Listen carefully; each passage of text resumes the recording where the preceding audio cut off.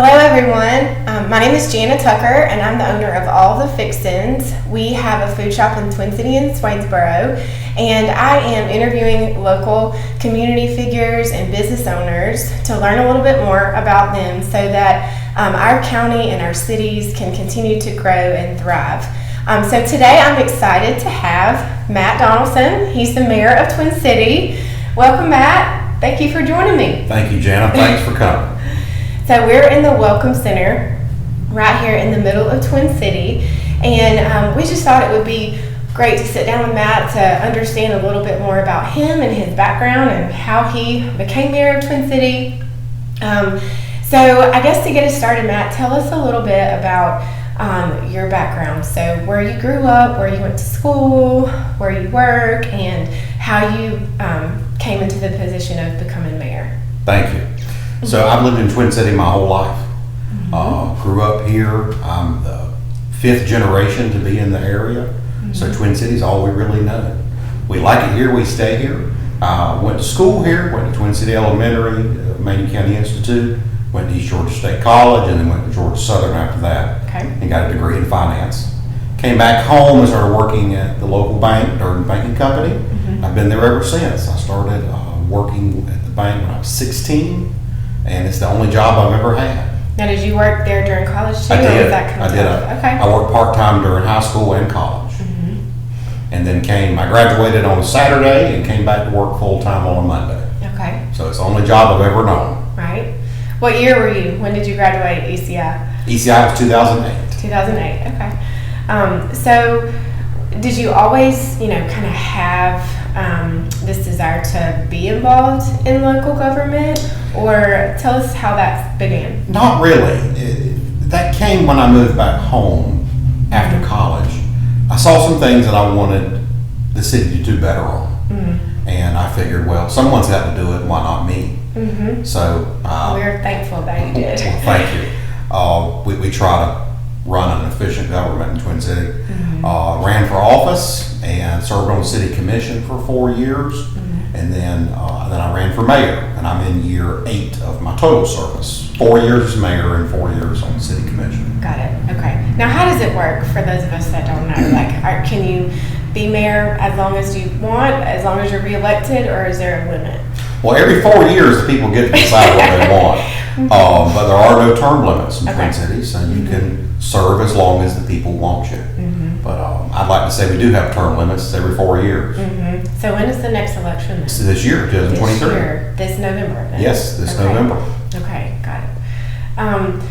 What in terms of, so for those of you who don't know, I thought Matt could explain why it's called Twin City, and you grew up on which side of town, and a little bit of the history there, about the town. Sure.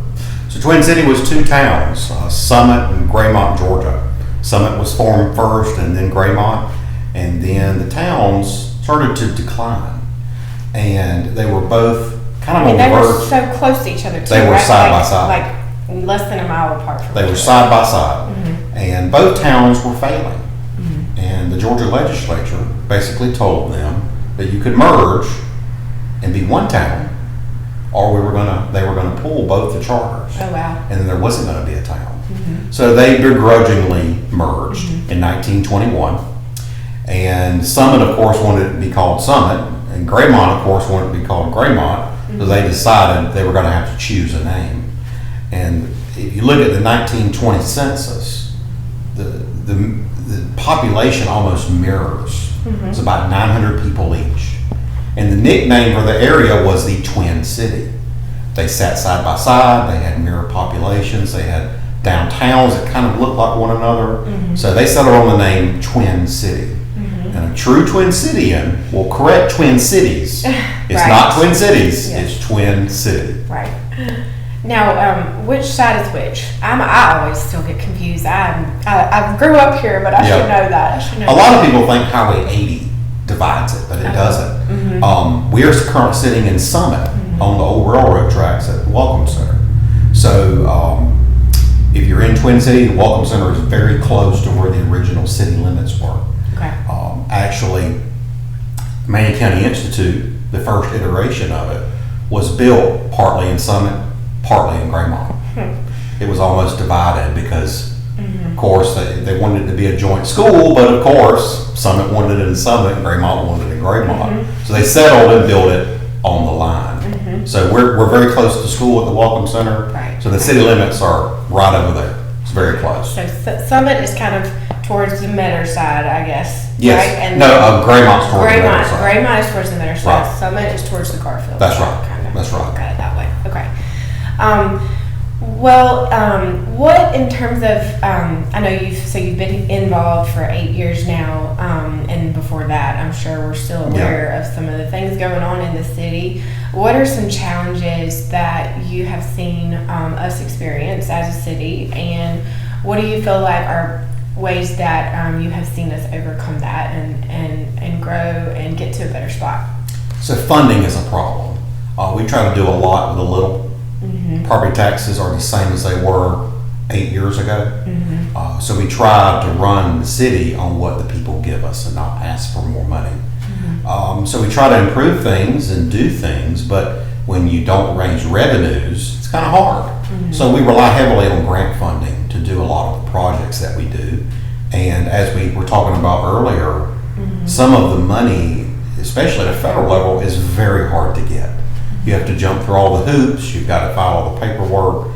And I have a small staff. My admin staff is really 2 people. Right. And you are in a part-time job too, Yes, because you're that's right. obviously working at the bank full-time. I have a full-time job, and my staff is focused on running the city day to day.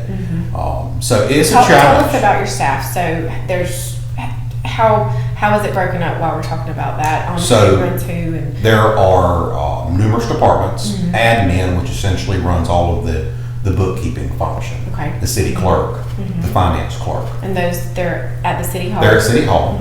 So I have a full-time city clerk and I have 2 part-time clerks. Okay. So essentially I've got 2 people. Got it. Police department, a police chief, a municipal court clerk, and then our staff on the streets. Okay.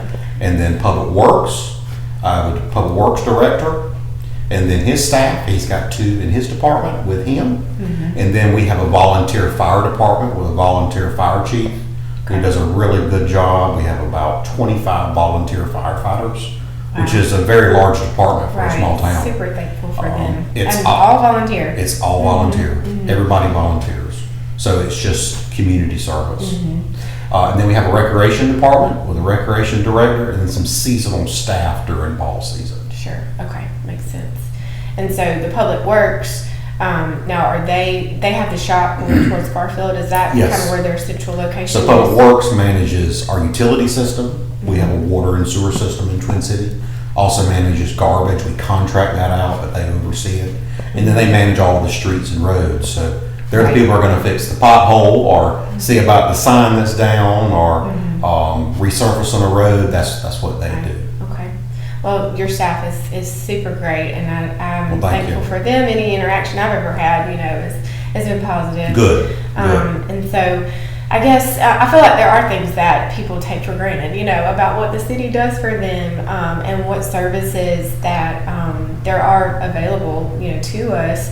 The rec department is really one of those because we don't have to drive, 20 minutes. That's we right. have, I guess the rec department is mainly in softball and baseball, right? Yes. And during this time of year, coming That's up right. soon. So I'm thankful to have that opportunity right here in town. Well, thank you for participating.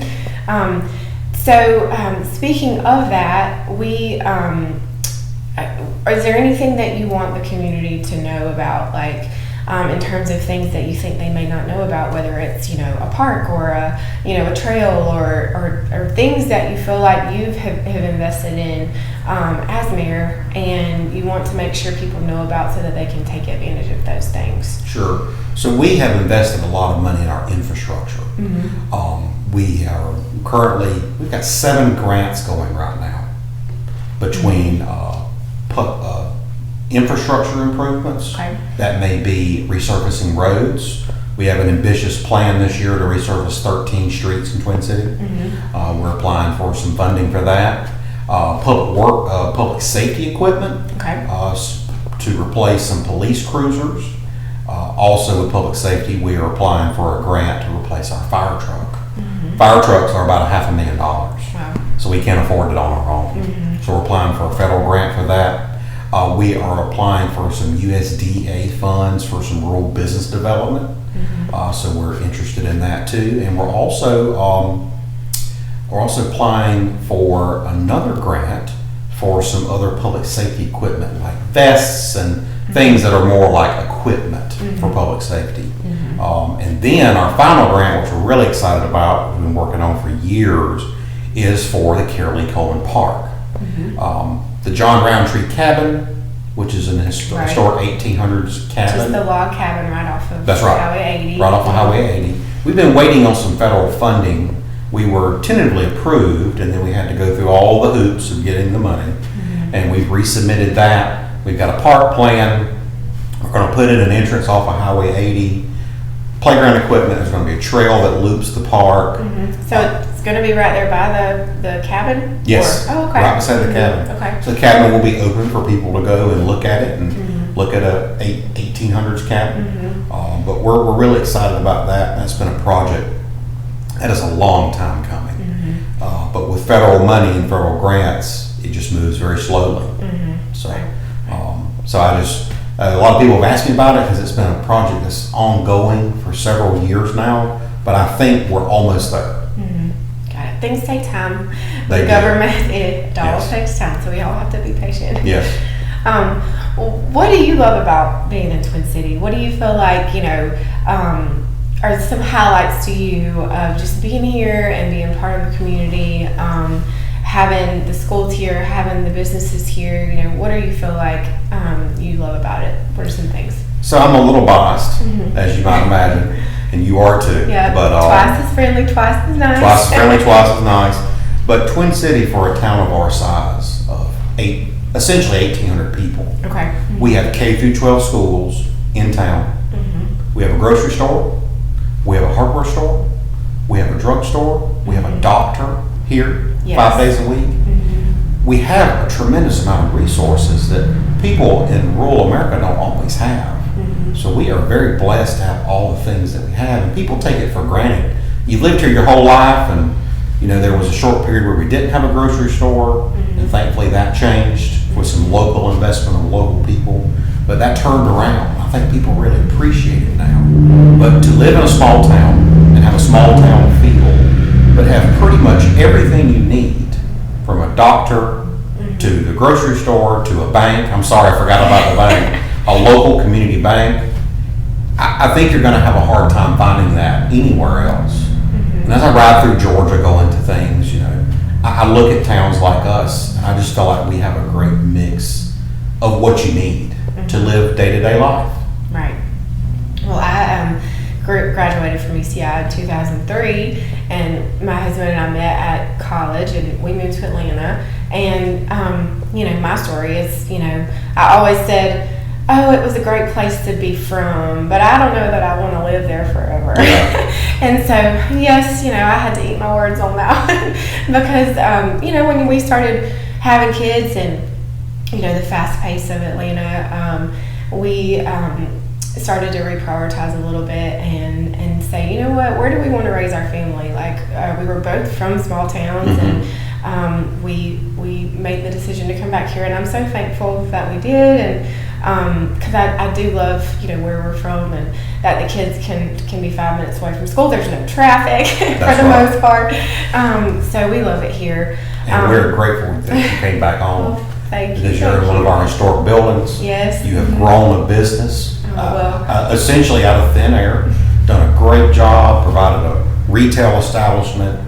I'm obviously a little biased. I did most of my Christmas shopping and any kind of birthdays and holiday shopping there, and it's we're glad that you're here. So Thank you. Thanks for coming back home. Oh, yes, I'm excited to be here. And Matt just had a sandwich from all the Fixin. I sure did. His My favorite is the chicken parm, right? Yep. You have great paninis. They're really great. Well, Matt, you've definitely been supportive of all the Fixins from the get-go. I think I might have shared my dream and vision with you way before we even started and you made it happen. Market. So, but thank you for all that you've done, for us, and to be able to start the business here and to continue to grow and everything. So what are some of, besides the chicken parm sandwich, any other favorite products that we have? So I like all gussied up. Those are my favorite candied pecans. Speaking of food, Yes.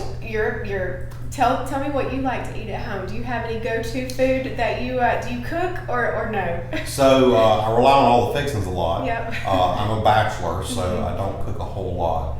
I like my air fryer. They are great little handy things. You need to get one. They're great. Now your family, you would need a bigger one than I have, but they're great for a quick meal. So I do a lot of cooking in that. So. Like sides. And it's easy clean up too. Okay. So. Sides, meats, everything, kind of just pop it in that. Well, sides I usually cook Okay. on the side, goes but in. the meat goes in there, and it has a great flavor, and it's just really great. You need one. Okay. So you go to Piggly Wiggly, you Yep. pick out your meat and your sides, and you go home, Yep. stick it in the air fryer. I'm proud to say that since we got Piggly Wiggly back, we got a grocery store back at the Piggly Wiggly. I guess it's been over 2 years now. I have not shopped anywhere but Piggly Wiggly. Because if we want something local, we have to shop there. That's right. And that's one thing I feel like folks need to understand. Like, you know, you have to support the businesses that are in town so that, you know, that benefit, that convenience stays there, you know. I had someone tell me one time when we didn't have, the brief time we didn't have a grocery store, which was an awful time, they had to ride to Swainsboro just to buy an onion. Oh, God. And I said, I understand that, but do you think a grocery store can survive when you buy an onion? True. You can't survive. Right. So I need you to buy the onions, I need you to buy the potatoes and the milk and the egg and the cheese and whatever else, because we need a local grocery store and we need you to spend your money in it. Well, I've heard from Dale Brown. He's going to be on the show in a that's few right. episodes, so we're going to learn more about Twin City Piggly Wiggly soon. Good. So we are sitting in front of the backdrop of the Cotton Blossom. Yes. So tell us a little bit about that, how that has sort of started and your vision for that, because I know that was kind of in your brain and you made that come to life. That is almost a 10-year goal of mine, which finally came to life the year of our centennial. Twin City didn't have a festival. Almost every town has something that they market, a festival of some sort. You know, all of the communities our size around us have a festival every year. We didn't have one. So we had a naming contest. We involved the local schools in it. And we kind of had an idea that it was going to be agriculture or something southern or something that the parameters of it was it needs to be something that involves Twin City, not just a catchy name. Right. And we got that submission, and I was going through them. We got over 100 submissions, and I was going through them, and I stopped and I said, "That's it." Yeah, you asked us on the committee. You're like, "What are your top 3?" Knowing good and well, you would already put it. It was a committee decision, but in my mind, it was the best one. when I got to that submission, I was like, "This is it." And it just, I think it's catchy. It has local significance. It's an economic driver. It's part of the reason that Summit and Graymont Farm was agriculture and the railroad that came through. So I think it all ties in well. And not to mention, it makes for a great backdrop. Oh, yeah, absolutely. Well, yes, that's been, we've had our first year was very cold and rainy. Yes, it was. Last year, the second year, it was a little rainy, but it got a little bit better. It wasn't freezing. So then we're hoping for the third time's a charm with the weather. That's right. Maybe this coming up November. So November 2023, that will be the third time that we've had. And it's the first Saturday in November every year at the Twin City Welcome Center. That's right. Food, entertainment, shopping. Yes. So it's a great day for sure. It Seeing sure is. everybody come out and support that. Yes. I love seeing that. Well, thank you so much, Matt, for joining me today. It's been fun to hear from you and your story and a little bit more about Twin Cities. So thanks so much for all you do for us and thank you.